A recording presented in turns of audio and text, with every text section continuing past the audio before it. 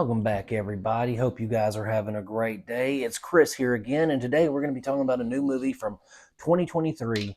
Just came out, I think, a week ago, maybe. No One Will Save You, directed by Brian Duffield. So, this is basically a new take on the home invasion style of film. Um, Only this time it's aliens invading someone's home instead of, you know, mischievous or menacing humans. Um, it has Caitlin Dever as Bryn, our main character. She's our heroine, and she does nothing in this. I'll be the first one to tell you I didn't care for this film. Again, maybe upon a revisit, I would dig it maybe a little more. But as of my first viewing, this movie was complete garbage. Okay, so I'm all for a home invasion movie, right? I love The Purge, Straw Dogs, those kind of films. They're all, home invasion, kidnap the husband and wife, do horrible things to them. Those are classics. This is, okay, first off, this has little to no dialogue whatsoever. So I'm thinking if this movie has little to no dialogue, then the body acting, the facial expressions, the body language should be top shelf.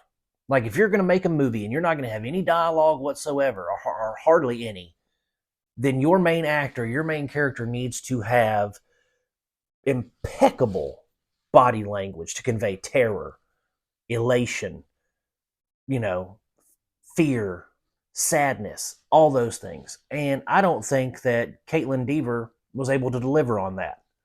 I think we all know her from that Tim Allen show. I think Last Man Standing is what she was on. She played the tomboy daughter who was kind of more like Tim Allen than she was any of the other characters. Um, and, in that she was funny. I thought her humor in that show was excellent. In this film, I didn't feel her. I wasn't picking up anything she was putting down. It was just, wide eyed astonishment or dirty faced fear. I didn't see, I didn't, there wasn't a whole gamut of emotions that she showed. She really didn't do anything. Secondly, I am so tired of main characters having this story arc of trauma. I mean, Hereditary did it. So many other films have done it where the main character, you don't know if they're losing their minds or if there's legitimate things happening to them. You don't know because all you know is there's some kind of trauma that has affected them, that has made them the way they are. And that is, and in this film, they do that in spades. Okay. They, first off, there's no character development whatsoever. We get Bryn, she's in her house. All we know is that she's a pariah to her uh, community. I mean, she gets spit in the face by a lady, and then like the actual police officer that's standing there does nothing. So it's like we know that she's been ostracized by her community, and she lives alone in this big old house. That's all we know.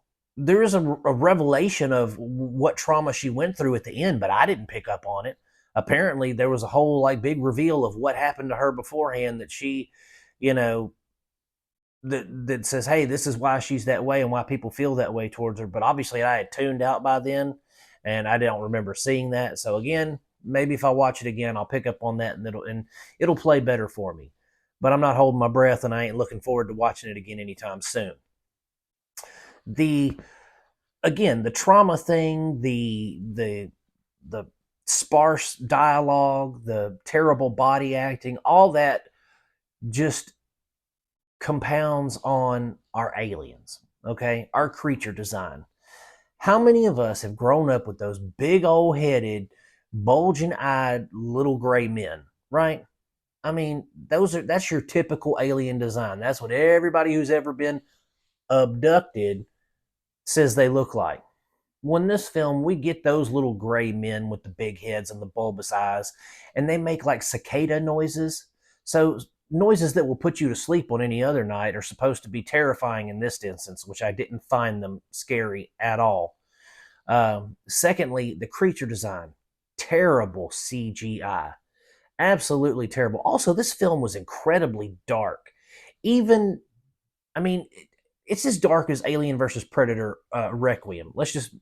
You couldn't tell what was going on if there was no ambient lighting, right? And that took away from the film for me as well, is the fact that you give me these terribly CGI'd aliens and then you don't want to show them, or when you do show them, it's so dark I can't tell what's going on.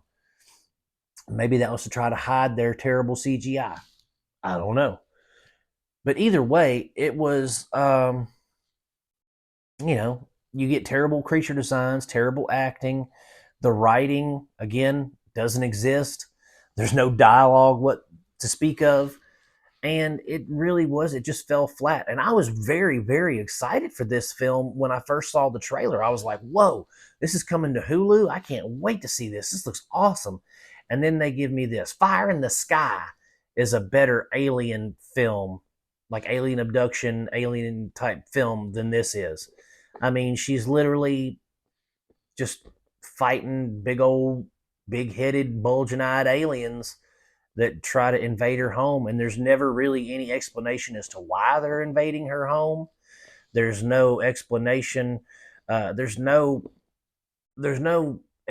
explanation of any of the subplots that happen in this film. It's like they'll throw you something, and then you're like, "What? Why that doesn't even make sense?" And they never explain it. So again, I didn't I didn't care for it. Now a lot of people, I'm seeing a ton of people that are loving it, giving it 3.5, 4 stars. And I'm thinking to myself, what did I miss? What are they loving that I'm not seeing, that I'm not picking up? But again, I'm a stickler for character development, good writing, decent action. I like things to make sense in my films. Now I'm all for turning my brain off and watching something goofy like a Nicolas Cage action flick or something like that, where I know what I'm going into. This was billed or promoted as something that it didn't follow through when it came to the actual execution. Like, this looked way more intense in the trailer. This looked a little scarier in the trailer, but it was just flat as a plate of piss.